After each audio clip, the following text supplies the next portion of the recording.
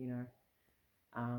Like I've had, it happens in activist groups, you know, I've had people that I thought I'd be great allies with, and we got together and we all were like um, knocking each other about and getting very upset with each other, misunderstanding each other because we didn't know each other very well and we didn't know where our trigger points were. Even though we want the greater good, we all have these issues around having had our voices taken away and being attacked for the activism we do.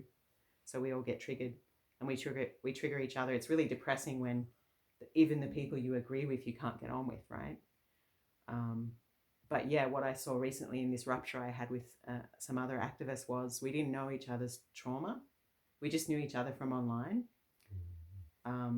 And we just were maybe a bit too direct with each other. We didn't know where each other's trigger points were. Like one person wanted to write academic articles, and I was like, can we just do some real activism, like help real people? And that was very triggering to them because they're, through their academia, through the articles and research they do, they're doing a lot of activism. So they felt invalidated and attacked when really I was just like, you know, I have my own insecurities because I didn't finish high school. So I'm like, wow, these people, they're a bit intimidating with their intellectualism, you know. So I got triggered, and that person got triggered. Um, yeah, so it's just good to step back and slow down your reactions and understand what's going on, you know, before you make the rupture even worse. Yeah. So also in terms of like remedial action, you know, learn about the area where your weakness is, where you've been accused of doing harm in the past. You know, so if someone accused you of racism, read some books on anti-racism, follow some people of color on Facebook and Instagram, or some women. Uh, yeah, or look at, like, for me, because of the issues I had around patriarchy and being a rape survivor, I had to look at the alternative rather than just condemning men. I had to look at the alternative, like positive masculinity, you know, and what, like how we can help men heal and how we can address sexual violence in a way that is affirmative instead of just negative. Because just telling someone you suck isn't a great way to get them to change. It's like, okay, you like women, you want to be close to us, here is a more positive way to humanize us and love us, and we'll appreciate you for that. You'll be acknowledged and rewarded for this. And this is what, like, there's this obsession nowadays with, like, you know, being an alpha male and having your shit together and being a leader. And it's like, okay, can we do this in a way that's not alt right? Can we do this in a way that isn't, you know, really regressive in gender roles and so forth, is more positive and wholesome, and you can still, like, be a man and feel manly, but not have your masculinity be based on diminishing someone else, basically. Uh, yeah, so also act in a way that is the opposite to the harm you did, and you know, reflect on the gratitude and the support systems that keep you on a good path. Look at the circle of drama, which is victim, persecutor, rescuer. And are you like one of those ping pong balls in those 80s games? Ding, ding, ding, ding, ding. You know, how can you be in the middle? How can you break that duality? You know, and yeah, and work through feelings of abandonment.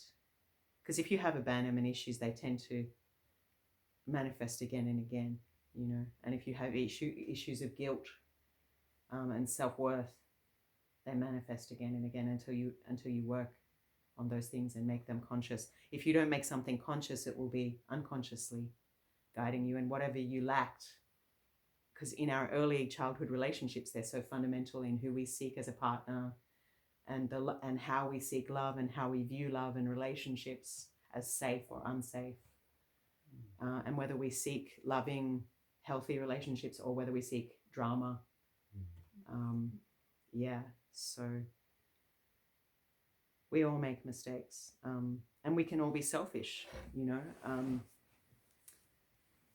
but hopefully we learn, and we because making the good choices sometimes means we have to sacrifice something, or we don't get the enjoyable thing we wanted. But the enjoyable thing we wanted usually can be good in the short term and can be really bad when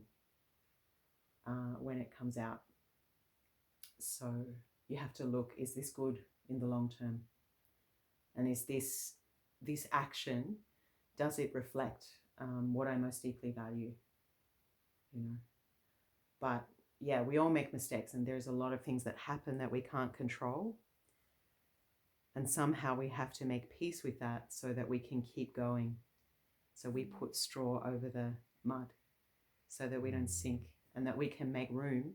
We can let go, finally let go, and make room for something new and more wholesome. But it's so important to do that inner work of looking at yourself so you don't keep repeating the same mistake again and again, just with different people. Like I remember these guys in Byron Bay when I was a hippie in the 90s, you know, they'd be like, I found the love of my life, you know, I'm so in love, she's my muse.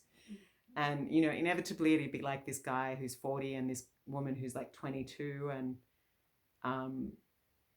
you know, and then he'd be so in love and so besotted by this woman. And then like as soon as the real work began of the relationship, the hard things, and as soon as, you know, your partner stops wearing makeup and, you know, kind of goes to bed with a mouth guard and her old t-shirt, and all the honeymoon phase is over, you know, he'd be on a new, you know, and I'd be like, there'd be a new woman, or he'd be in search of the new love because the excitement had gone and the real work had begun, because he didn't know how to build it. He didn't know how to deal with boredom, you know, and so this person was perpetual with many of these people, men and women, were perpetually seeking the excitement and the great love.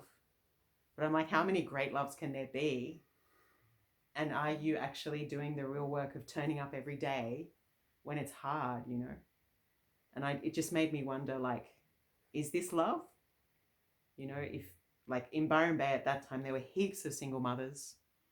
You know, everybody was talking about love and bliss, follow your bliss, and community, and, you know, beings of light, and, you know, the age of Aquarius, and how everything would be great.